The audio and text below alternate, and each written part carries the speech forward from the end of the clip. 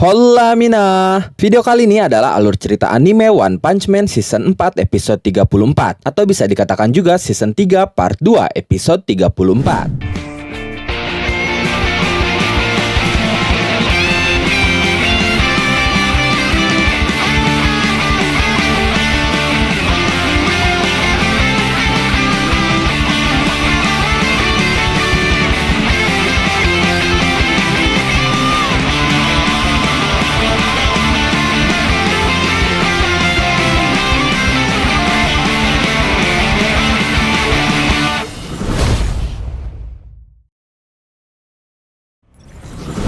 Beralih ke Homeless Emperor yang masih menghujani dan membombardir Iayan dan Mustachio dengan tembakan bola cahayanya. Mereka berdua memang terlihat kewalahan, tapi masih bisa menahan tembakan bola cahaya itu dengan pedang mereka. Homeless Emperor yang melihat itu berkata dengan santainya, "Kau ini keras kepala ya?" Setelah itu dia menyiapkan bola cahaya yang jauh lebih besar, lalu berkata, "Sulit sekali mengendalikan sihir api itu tanpa adanya irama yang pas. Baiklah, kita anggap saja sebagai pemanasan. Aku harus membunuh miliaran orang setelah semua ini berakhir. Jadi aku tidak boleh sampai kelelahan." Di saat Iayan dan Mustachio menahan tembakan bola cahaya sebelumnya, Atomic Samurai berada di belakang mereka dan masih bersiap dengan pedang mataharinya. Iayan bertanya apakah gurunya itu sudah siap, tapi Atomic Samurai berkata, "Bertahanlah, akan kutarik pedangku sebentar lagi." Setelah itu ada kilas balik pembicaraan antara Atomic Samurai dan Nichirin tentang pedang matahari. Nichirin menjelaskan bahwa pedang matahari itu sebuah pedang telepati. Pedang itu hidup, dan pedang itu sendirilah yang akan menentukan siapa yang akan diberi kekuatan olehnya. Jika pedang itu tidak mau menerimanya, maka mustahil untuk bisa menarik pedang itu. Atomic Samurai tersenyum mendengarnya. Lalu dia berkata, "Sebuah pedang yang secara turun-temurun diceritakan dari sebuah mitos. Sulit sekali mempercayainya kalau hanya mendengarnya saja. Pedang itu terdengar seperti terlahir dari sebuah dongeng saja." Awalnya Atomic Samurai tidak mempercayainya, tapi setelah saat ini dia menggenggamnya sendiri dengan tangannya. Dia pun mulai mengerti, karena saat ini pedang matahari itu mulai masuk ke dalam diri Atomic Samurai dan mulai mencarinya. Di saat Atomic Samurai masih berusaha menyingkronkan diri, tembakan bola cahaya yang besar tadi sudah dilepaskan oleh Homeless Emperor. Iayan dan Mustachio sangat panik karena mereka berdua tidak akan mampu untuk menghalaunya. Lalu sambil dalam pose menarik pedang, Atomic Samurai berbicara di dalam hatinya kepada pedang matahari. Dia berkata, "Pedang matahari, jawablah aku. Pedang macam apa sebenarnya kau ini? Perlu semangat seperti apa lagi supaya kau mau meminjamkan kekuatanmu?" Saat itu yang terlintas di pikiran Atomic Samurai adalah sang guru yang sudah dia anggap sebagai rival, yaitu Bang. Jika mentalitas Bang terlihat seperti aliran air, maka kondisi mental Atomic Samurai saat ini terlihat seperti permukaan air yang merefleksikan dirinya sendiri, bahkan mampu meredam suara ledakan yang ada di atas permukaan. Sungguh itu suatu tingkatan konsentrasi yang sangat luar biasa dari Atomic Samurai. Hingga akhirnya tidak lama dari itu, pedang matahari itu pun menjawabnya. Pedang itu pun bisa ditarik, lalu Atomic Samurai melesat cepat. Dia mendatangi bola cahaya raksasa lalu menebasnya. Homeless Emperor terkejut melihatnya. Begitu juga dengan Iayan dan Mustachio. Saat itu Atomic Samurai melepaskan banyak tebasan yang terpusat pada satu titik di tengah bola cahaya raksasa itu. Hingga akhirnya bola cahaya raksasa itu hancur lebur di tangan Atomic Samurai. Saat itu kita bisa melihat pedang matahari seperti bercahaya dan menyatu dengan lengan kanan Atomic Samurai. Homeless Emperor terlihat kesal. Dia langsung mengarahkan bola cahaya miliknya kepada Atomic Samurai. Tapi dengan mudahnya Atomic Samurai menebas semua bola cahaya itu. Bahkan tanpa disadari Homeless Emperor, Atomic Samurai kini sudah ada di hadapannya dan bersiap melepaskan tebasan padanya. Tapi sayangnya Golden Spam muncul tiba-tiba dan menahan tebasan Atomic Samurai itu. Hanya saja, walaupun berhasil ditahan, tebasan itu ternyata bisa menembus daging yang sangat keras dari Golden Spam. Golden Spam pun terkejut. Dia berkata, "Apakah ini monsterisasi?"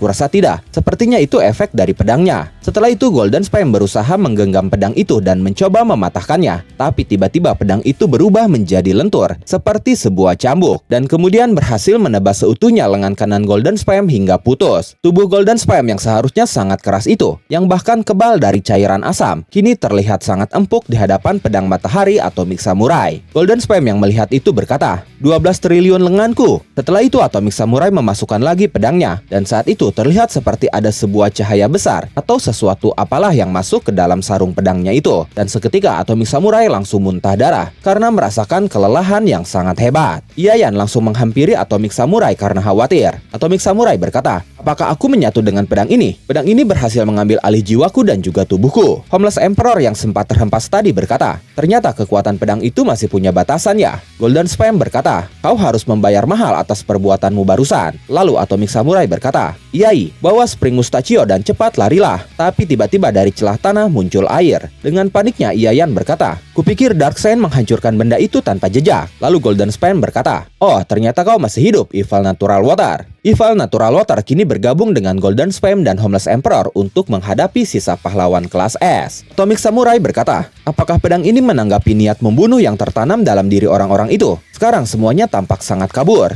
Lalu Golden Spam berjalan menuju Atomic Samurai sambil berkata, kondisi fisikmu saat ini menunjukkan bahwa kau benar-benar kelelahan. Sementara Homeless Emperor sedang menyiapkan bola cahaya yang jauh lebih besar dari sebelumnya. Tapi saat itu, Golden Spam terkejut karena dia mendengar suara detak jantung yang sangat keras. Homeless Emperor pun mendengarnya dengan jelas. Atomic Samurai dan Iayan pun mendengarnya. Mereka berkata, suara ini kan? Suara itu ternyata adalah King Engine, di mana saat itu King berdiri dengan gagah dan santainya di hadapan Black Spam dan yang lainnya. Genos yang sedang dikepung Black Spam pun menyadarinya. Dia langsung berkata, King, akhirnya kau berani bertarung juga. Sementara para Black Spam berkata, kudengar dia berhasil mengalahkan tetua kelabang dengan sekali serangan saja. Gawat juga situasi sekarang. Sementara itu Metal Bat cukup panik melihat King muncul di hadapan para musuh begitu saja. Dia menatap King dari belakang sambil berkata, King, dasar kau. Kalau begitu, aku harus turun tangan juga. Tapi tidak lama dari itu Metal Bat membatalkan niatnya. Dia berkata, tunggu dulu, kalau dia memang King, harusnya tidak ada yang perlu dikhawatirkan lagi. Lebih baik aku menunggu saja dan memastikan para gerombolan hitam itu tidak ada yang lari. King sendiri saat itu menatap puluhan ribu musuhnya dengan tatapan tajam. Black Spam berkata, sial, dia benar-benar membuatku kesal. Tapi dia hanya mengawasi kita saja. Ayo majulah kalau berani. Pastinya akan memuaskan sekali bisa membunuh manusia terkuat yang ada di bumi ini. Tapi Golden Spam berkata, tunggu dulu, kita tidak boleh gegabah. Yang kita lawan adalah pahlawan terkuat di asosiasi pahlawan. Dia adalah King. Dialah tantangan terbesar kita. Jadi kita harus berhati-hati saat melawannya. Dia itu jauh lebih kuat daripada Tatsumaki. Ayo kita serang dia bersama-sama. Mendengar itu King mulai terlihat pucat. Lalu dia tersenyum dan berkata di dalam hatinya, sial, sial, sial. Apa yang aku lakukan? Bahkan kalaupun Genos dalam bahaya, apa yang bisa kulakukan? Mustahil aku bisa menyelamatkannya kan? Melihat King tersenyum, Black Spam merasa terhina. Dia berkata, oi, apa barusan dia mentertawakan kita? Bajingan, sombong sekali dia. Hanya karena sedikit jauh lebih kuat dari kita. Berani sekali dia meremehkan kita. Menanggapi itu King berkata lagi di dalam hatinya,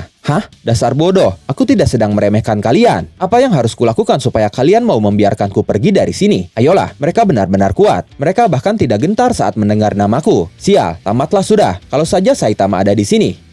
Kalau dipikir-pikir, ada di manakah Saitama saat dibutuhkan? Setelah mengatakan itu, tiba-tiba ada yang memanggil King dari bawah reruntuhan di belakangnya. Dengan raut wajah yang lega, King langsung menoleh karena dia mengira itu adalah Saitama. Tapi yang muncul dari bawah reruntuhan adalah puri-puri prisoner dan Child Emperor, yang saat itu terlihat senang melihat King. Karena dengan adanya King, Child Emperor yakin mereka bisa memenangkan pertarungan. Sedangkan King saat itu memasang wajah yang kecewa. Dia berkata di dalam hatinya, ayolah, beri aku waktu istirahat. Dan momen itu mengakhiri alur cerita One Punch Man Season 4 episode 34, atau bisa dikatakan juga Season 3 Part 2 episode 34.